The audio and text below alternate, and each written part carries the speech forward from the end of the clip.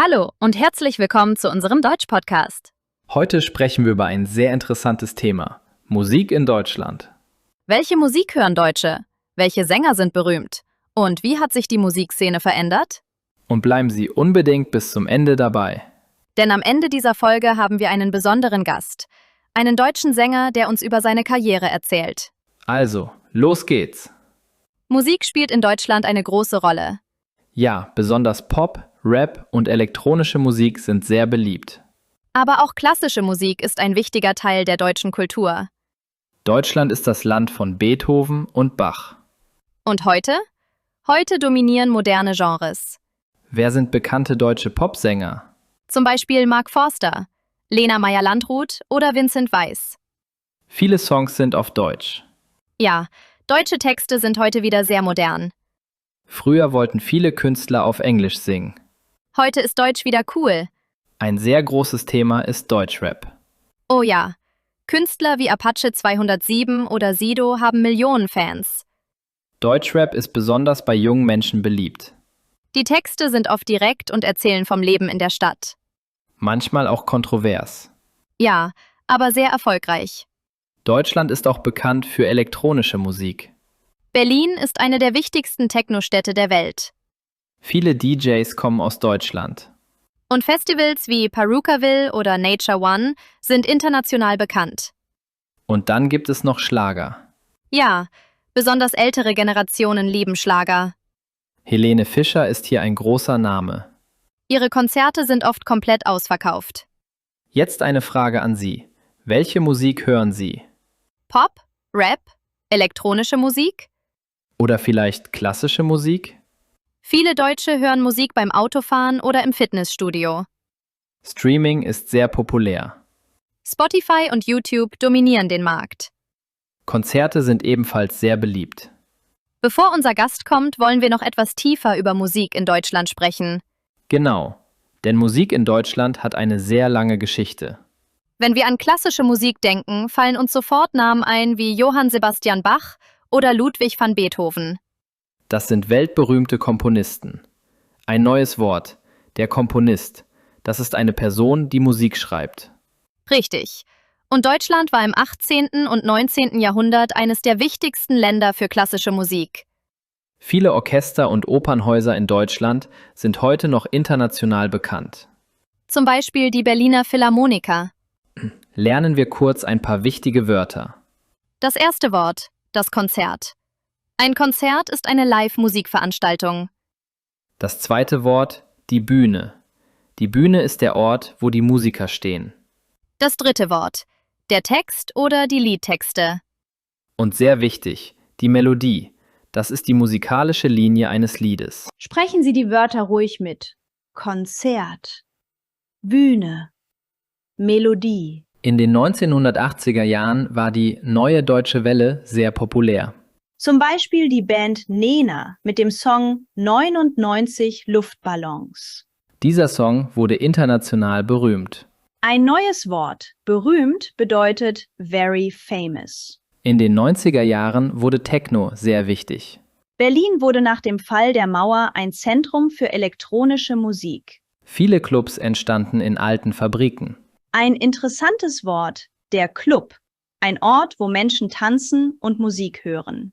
Deutschrap hat auch die Sprache verändert. Ja, viele neue Ausdrücke kommen aus dem Rap. Man nennt das Jugendsprache, also die Sprache junger Menschen. Manchmal ist diese Sprache sehr kreativ, aber auch provokant. Ein wichtiges Wort hier, provokant. Das bedeutet bewusst Aufmerksamkeit erregen. Musik ist nicht nur Unterhaltung, sie ist auch Identität. Viele Menschen zeigen durch Musik, wer sie sind. Zum Beispiel, jemand, der klassische Musik hört, wird oft als ruhig oder traditionell gesehen. Und jemand, der Techno hört, vielleicht als modern oder kreativ. Natürlich sind das nur Klischees. Genau, ein neues Wort, das Klischee, eine vereinfachte Vorstellung. Deutschland ist einer der größten Musikmärkte in Europa. Viele internationale Künstler geben Konzerte in deutschen Städten. Hamburg, Berlin, Köln und München sind wichtige Musikzentren. Die Musikindustrie umfasst Produzenten, Manager, Veranstalter und Streaming-Plattformen. Ein neues Wort, der Produzent. Eine Person, die Musik professionell aufnimmt und organisiert. Interessant ist auch, Deutsche hören oft Musik sehr bewusst. Was meinst du damit? Zum Beispiel setzen sie sich hin und hören ein ganzes Album. Nicht nur einzelne Songs. Ja, und auf Festivals sind Deutsche sehr organisiert. Sie planen Tickets Monate im Voraus. Lernen wir kurz einen wichtigen Grammatikpunkt. Zum Beispiel dieser Satz. Viele Menschen hören Musik, weil sie entspannen möchten. Weil ist eine Konjunktion. Nach weil kommt das Verb am Ende. Noch ein Beispiel. Ich höre deutsche Musik, weil ich Deutsch lernen möchte. Sehr praktisch für unsere Zuhörer, Warum lieben Menschen Musik?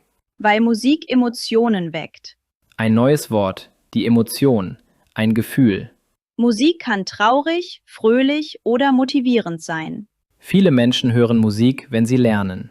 Oder wenn sie Sport machen. Denken Sie jetzt kurz nach. Hören Sie deutsche Musik?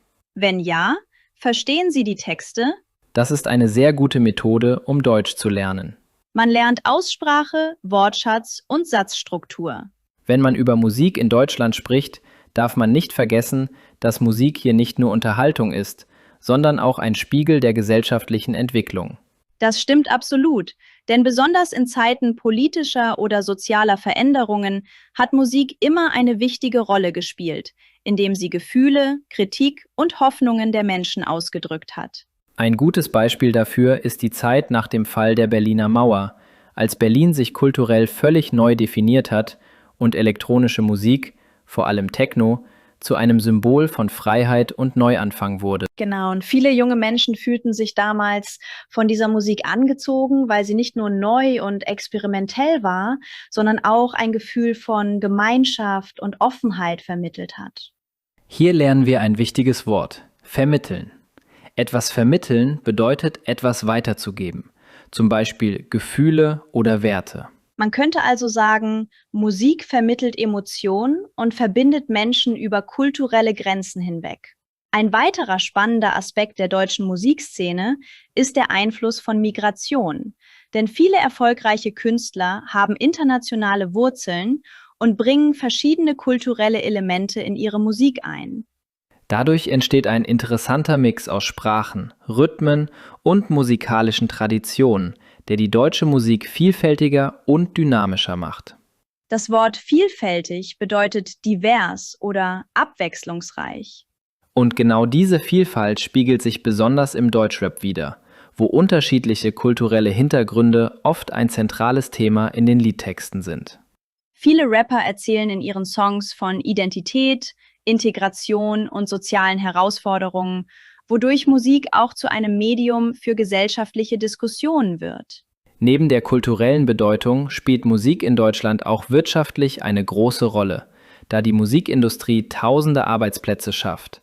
Nicht nur für Künstler, sondern auch für Techniker, Produzenten, Manager und Veranstalter. Gerade große Festivals oder internationale Tourneen zeigen, wie stark Musik auch als Wirtschaftsfaktor funktioniert, weil Hotels, Restaurants und der Tourismus insgesamt davon profitieren. Hier ist ein interessantes Wort: der Wirtschaftsfaktor. Etwas, das wirtschaftliche Bedeutung hat und Geld generiert. Deutschland gehört tatsächlich zu den größten Musikmärkten weltweit, was viele überrascht, weil man oft nur an die USA oder Großbritannien denkt. Was ich besonders spannend finde, ist die Tatsache, dass Musik ein sehr effektives Mittel sein kann, um eine Fremdsprache zu lernen. Ja, weil Melodien und Reime helfen, neue Wörter schneller zu behalten, da unser Gehirn Musik emotional abspeichert. Wenn man regelmäßig deutsche Lieder hört und die Texte bewusst mitliest, verbessert man nicht nur sein Hörverstehen, sondern auch sein Gefühl für Satzstruktur und Wortstellung. Zum Beispiel lernt man Nebensätze ganz natürlich, ohne immer Grammatikregeln zu studieren. Ein Beispiel: Ich liebe dieses Lied, obwohl ich den Text nicht komplett verstehe. Oder viele Menschen hören Musik, während sie arbeiten. Hier sehen wir das Wort während, das einen gleichzeitigen Vorgang beschreibt. Und jetzt, wie versprochen, kommt unser besonderer Gast. Bei uns ist heute Jonas Becker. Er ist deutscher Sänger und Songwriter. Hallo zusammen, danke für die Einladung. Jonas, wie bist du Musiker geworden? Ich habe schon als Kind Gitarre gespielt. Mit 18 habe ich meinen ersten Song geschrieben. Singst du lieber auf Deutsch oder Englisch? Auf Deutsch. Ich finde, man kann Gefühle besser ausdrücken. Ja. Was ist dein größter Erfolg? Mein Song Neuanfang war in den deutschen Charts. Was inspiriert dich? Das echte Leben. Liebe, Freundschaft, Herausforderungen. Was würdest du jungen Musikern empfehlen? Bleibt authentisch. Macht Musik aus Leidenschaft, nicht nur für Geld. Sehr schön gesagt. Jonas, wir haben jetzt so viel über Musik gesprochen, über Emotionen, Inspiration und die deutsche Musikszene. Und ich glaube, unsere Zuhörer würden sich sehr freuen, wenn sie deine Stimme hören könnten. Hättest du vielleicht Lust, uns eine kleine Passage aus einem deiner Songs zu singen? Sehr gern. Ich singe eine Strophe aus meinem Song Neuanfang. Es geht um Hoffnung und Mut. Ich steh auf, die Sonne lacht. Guten Morgen, neuer Tag erwacht. Ich trink Tee, ich fühl mich frei. Alles gut, 1, 2, 3, ich sitz hier still. Die Zeit ist mein, die Sonne wärmt, ich bin allein. Ich fühl mein Herz, es schlägt ganz frei. Die Welt ist schön, ich bin dabei. Alles ist gut, ich bin hier. Ich atme tief, ganz ruhig hier. Alles ist gut, fühl mich frei. 1, 2, 3. Wow, das war wirklich wunderschön. Man spürt sofort die Emotion in deiner Stimme. Und der Text ist sprachlich sehr klar, aber gleichzeitig sehr tief. Jonas, wie lange brauchst du normalerweise, um so einen Song zu schreiben? Das ist unterschiedlich. Manchmal kommt eine Idee in 10 Minuten. Manchmal arbeite ich Wochen an einem Text, bis jedes Wort passt. Schreibst du zuerst die Melodie oder den Text? Oft zuerst die Melodie, weil sie die Stimmung vorgibt. Danach suche ich passende Worte. Jonas, vielen Dank für diesen besonderen Moment. Live-Musik im Podcast, das hatten wir noch nie. Danke euch. Musik verbindet Menschen, auch über einen Podcast. Wenn Ihnen diese Folge gefallen hat, abonnieren Sie unseren Podcast. Schreiben Sie uns in die Kommentare, welche deutsche Musik hören Sie gerade? Bis zum nächsten Mal. Tschüss und bleiben Sie musikalisch. Und denken Sie daran, Musik verbindet uns alle.